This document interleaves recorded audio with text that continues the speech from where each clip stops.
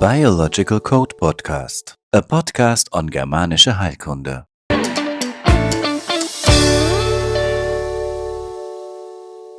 Today we're talking about Ankylosing spondylitis, also known as morbus Bechterew.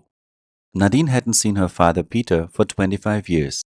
Last summer, she met him again for the first time. Peter was now 59 years old, and having been estranged for so long, the two of them, of course, had a lot to talk about. All the things that are completely normal for others were the things they didn't know about each other. So they spent a long time talking, sharing their life stories and asking each other all the things you naturally want to know. And that's how Nadine learned from her dad that he had been suffering from recurring pain since he was 23 years old. The pain went from his right foot all the way up to his hip. Before long, it had become a constant pain, and no one had been able to help him find a solution. After 2 years, when he was about 25 years old, he received the diagnosis of ankylosing spondylitis. The doctors told him that there is no real treatment for his condition, and he should expect it would get worse with age, and Peter could only confirm this. From then on, his pain became worse and worse. He was prescribed medication and took part in various programs that were supposed to help with his condition. But year after year, he suffered more. The pain and stiffness traveled further upward until at some point it reached his neck. The worst time for him had been when the pain was in his chest area.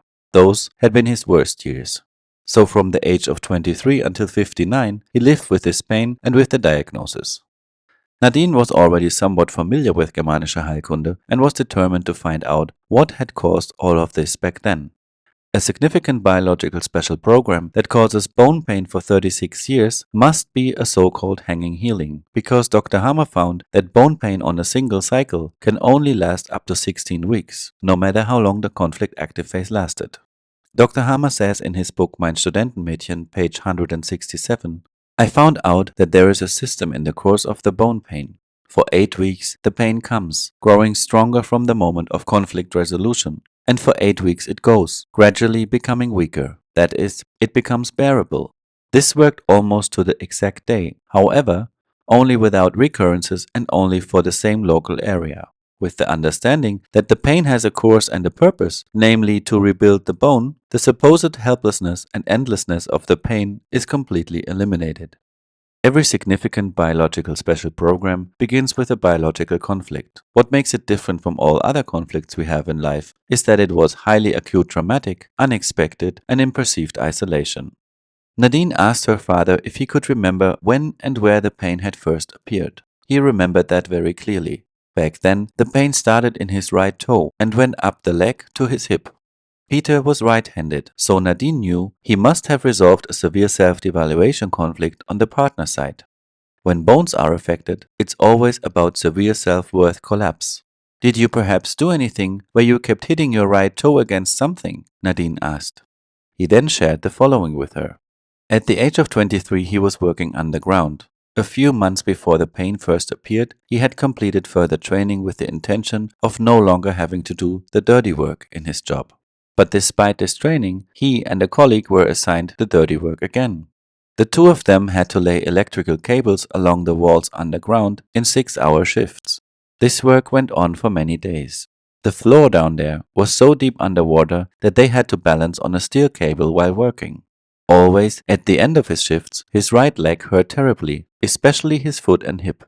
So now Nadine knew that her father had experienced a self-devaluation conflict in relation to a partner in connection with his work. She didn't know yet which partner it was, but she knew he must have resolved the conflict. Why resolved? The bones are controlled by the cerebral medulla and undergo osteolysis, a decalcification process which happens during the conflict active phase. This is painless.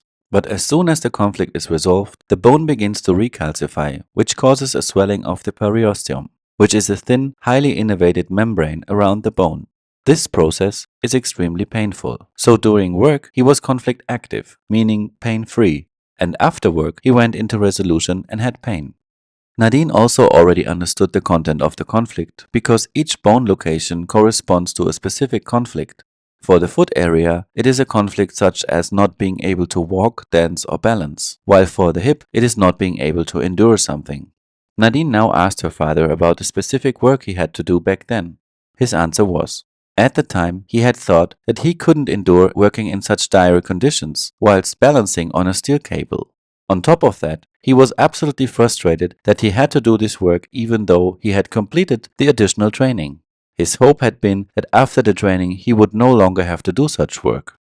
The pain was only on the right side, which meant that Peter had experienced his self-devaluation conflict on the partner side. But who exactly had he experienced the conflict with? Most likely, it was his supervisor or his colleague, because after work, when he was off the track, the bone pain began.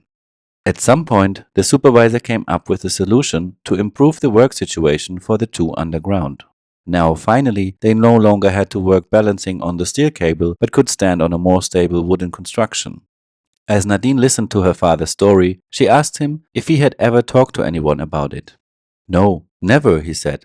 This was his first time talking about it. Nadine then explained to her father the connection between his pain and his self-devaluation conflict, the hanging healing, and the diagnosis of ankylosing spondylitis. Her father listened curiously, as everything Nadine shared made sense. The next day he told her that for the first time in 36 years he could feel his right toe again. The day after, he could now move this toe again. Over the following days and weeks, he felt better and better, and the pain subsided. In the mornings, he no longer needed a full hour after waking up to get out of bed without falling, so even the morning stiffness had improved. Eventually, he stopped taking his pain medication, and months later, he also stopped all his other medications, including injections that were prescribed to try and halt the progression of the so-called incurable disease.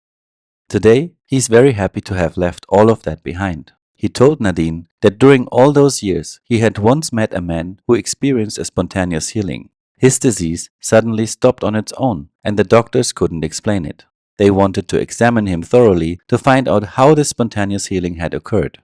Peter wondered if that man also had a daughter like Nadine, who knew about Germanische Heilkunde and could make the connection. Anyone can learn Germanische Heilkunde, whether with or without a medical background. Every child should grow up with the knowledge of Germanische Heilkunde because, as we saw in this story, even spontaneous healings can be explained. Learn to think biologically. The knowledge of Germanische Heilkunde belongs in every household. If you'd like to learn how to apply the 5 biological laws in everyday life, visit thebiologyproject.org. You can also find more about our association at urkraftleben.at. If you enjoyed this episode, feel free to subscribe.